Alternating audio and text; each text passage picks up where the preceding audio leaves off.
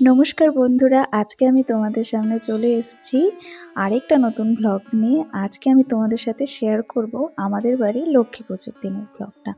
প্রতিদিন আমি ভিডিও দিচ্ছি না, তাই বিশেষ বিশেষ দিনের ভিডিওগুলো আমি অবশ্য করেই চাইছি আপলোড করতে, কারণ এই জিনিসগুলো যদি আপলোড না করি তাহলে একদিন ফোন থেকে মুছে যাবে, আর তখন তো আমি দেখতেও পাবো না।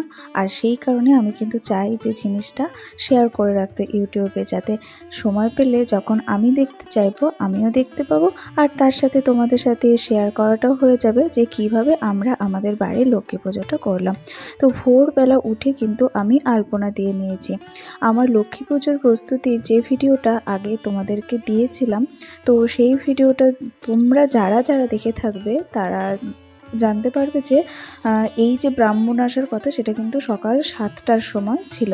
তো সেই কারণে কিন্তু অনেকটা ভোরে উঠেই আমাকে সমস্ত কাজকর্ম করে নিতে হচ্ছে, অর্থাৎ লক্ষ্মী পুজোর আগে কিন্তু ঘর বাড়ি যেরকম ভালো করে পরিষ্কার করে নিতে হয়। হ্যাঁ, তবে অবশ্যই ঝাঁট দেওয়া যায় না। আমি ঘরটা মুছে নিয়ে তারপরে কিন্তু ঠাকুর ঘর থেকে একেবারে আমাদের মেন গেট পর্যন্ত কিন্তু আলপনা দিয়ে নিয়েছি।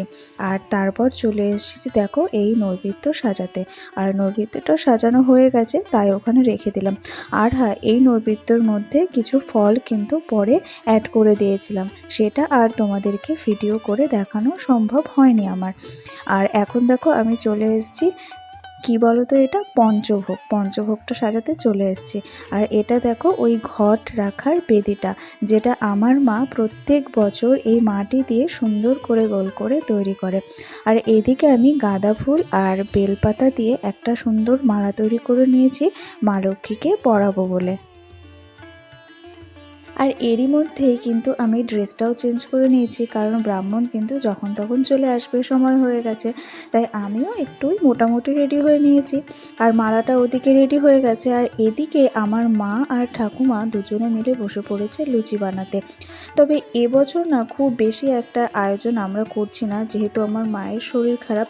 আর সেই কারণে কিন্তু আমার ঠাকুমা এসেছে লুচিগুলো বেলে দিতে। আমি যেহেতু পুজোর ওদিকটা দেখছিলাম, সাজাচ্ছিলাম, তো সেই কারণে আমার ঠাকুমা লুচিগুলো বেলে দিচ্ছিল আর মা সাথে সাথে ভেজে নিল। তাতে কিন্তু কাজটাও তাড়াতাড়ি হয়ে গেল। হ্যাঁ, আমার মায়ের একটু শরীর খারাপ হয়েছে, তো সেই জন্যে এবছর বেশি একটা আয়োজন করব না। যতটুকু পুজোর জন্যে না করলে নয় ততটুকুই কিন্তু করা হয়েছে। আর তোমাদের সাথে কথা বলতে বলতে এদিকে দেখো পুরোহিত মশাই কিন্তু চলে এসছে আর পুজো কিন্তু আরম্ভ হয়ে গেছে।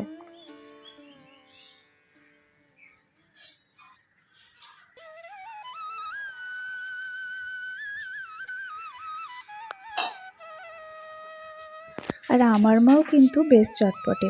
এই ফাঁকে খুব সুন্দর একটা লাল টুকটুকে শাড়ি পরে নিজে মা লক্ষ্মী সেজে চলে এসেছে পুজোতে বসতে। সত্যি কথা বলতে কি, আমাদের বাড়ির লক্ষ্মী কিন্তু আমার মা।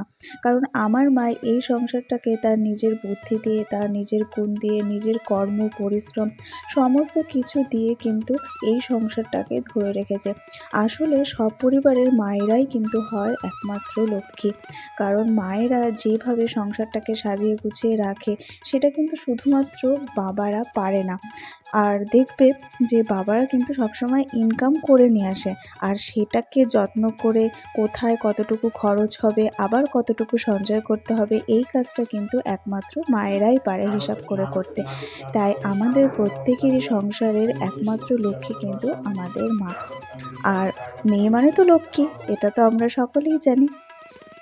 ओम भूर्भुवस्सुः महालक्ष्मी यहाँ गच्छति यहाँ गच्छति यहाँ तिष्ठति यहाँ तिष्ठति अधिष्ठानं कुर्मः पूजां পুজো কিন্তু প্রায় শেষের পথেই চলে এসেছে।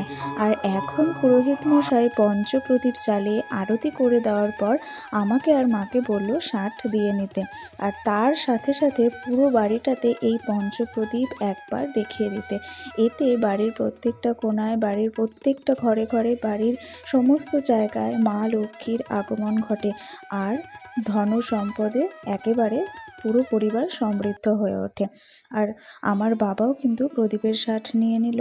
আর এখন দেখো ব্রাহ্মণ মশাই চলে যাচ্ছেন দেখে আমি আর মা তাকে প্রণাম করে নিলাম। আর এবারে কি সুন্দর করে দেখো সাজানো হয়েছিল। পুরো জিনিসটা তোমাদের আগেও তো একবার দেখিয়েছি, তো আবারও দেখিয়ে নিলাম। আর আমার মা এখন ঠাকুর ঘরে খই ছিটিয়ে দিচ্ছে, আর তারপর কিন্তু ঠাকুর ঘরের দরজাটা বন্ধ করে দেব। তো মায়ের তো প্রণাম করা হয়ে গেছে, তাই আমিও একবার চলে আসলাম মা লক্ষ্মীর কাছে, মন ভরে প্রার্থনা করে প্রণাম করে নিলাম। আর তারপরে দরজাটা বন্ধ করে দেব, কারণ বলে যে এখন নাকি মা সমস্ত প্রসাদ বা ভোগ আস্তে আস্তে গ্রহণ করেন। তো সেই কারণেই কিন্তু দরজাটা দিয়ে ঢেকে রাখা হয়। আর আমি এদিকে চলে আসছি পাঁচালি পরে নিতে। তো সমস্ত ধূপ দীপগুলো আরেকবার ভালো করে জ্বালিয়ে নিয়ে এই ধুনোটাও কিন্তু জ্বালিয়ে দিলাম।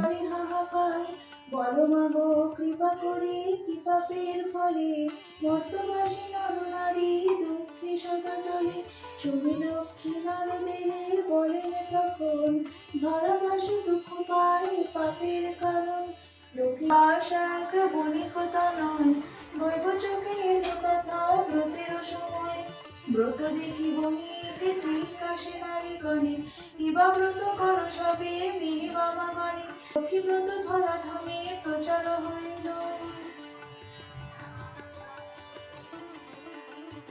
আর এদিকে আমার ছোট বোনও তার বান্ধবীদের নিয়ে এসেছে প্রসাদ খাওয়াবে বলে। তো আমরা বললাম ভালোই হয়েছে, এবার তো আমরা সেরকমভাবে আয়োজন করছি না, কিন্তু অন্যান্যবার আমাদের বাড়িতে যেমন কিছু কিছু আমাদের চেনা মানে পরিচিত লোকজনকে ডাকা হয় প্রসাদ নেওয়ার জন্য, তো এবছর আর সেরকম করা হয়নি। কিন্তু তাই মনটা ভীষণ খারাপ লাগছিল। তাই যখন দেখলাম যে বোনু ওর বান্ধবীদের নিয়ে এসছে প্রসাদ দেবে বলে, মনটা না ভারী ভালো লাগলো। কারণ চাইছিলাম যে লক্ষ্মী পুজো করলাম কিন্তু কাউকে একবারও প্রসাদ দিতে পারবো না, এতটুকু যতটুকু আয়োজন করেছি না হয় তার থেকেই দেবো। তো ওদেরকে দেওয়ার পরে মনটা কিন্তু খুব ভালো লাগছিল। তো আশা করি সামনের বছর আরও ভালো করে অন্যান্য বারের মতো আয়োজন করতে পারবো। আমার আগের বছরের যে লক্ষ্মী পুজোর ভিডিওটা আছে, তো সেটা দেখলে তোমরা বুঝতে পারবে যে অন্যান্যবার কিন্তু একটু এর থেকে একটু বেশি রকম আয়োজন করা হয়, এবার কিন্তু সেটা করা হয়নি। আর এখন যেহেতু পূর্ণিমা রয়েছে, তাই আমি তো ঘর ঝাঁট দিতে পারবো না, তাই এভাবেই একটা পাতলা কাপড়ের টুকরো দিয়ে আমি কিন্তু খইগুলোকে পরিষ্কার করে নিচ্ছি। আর ওদিকে আরও একজন কাকু এসেছিল প্রসাদ খেতে, তো তাকেও আমি প্রসাদ দিয়ে দিলাম। আর এই তো পুজো হয়ে গেল, কিন্তু পুজোর পরেও তো অনেক কাজ থাকে, তোমরা সকলেই জানো। তাই আমি বাসন কোসনগুলো মেজে নিতে চলে এসেছি। আর এবার সমস্ত কিছু ভালো করে ধুয়ে পরিষ্কার পরিচ্ছন্ন করে রেখে দেব। তাহলে আজকের ভিডিওটা আমি এখানেই শেষ করলাম।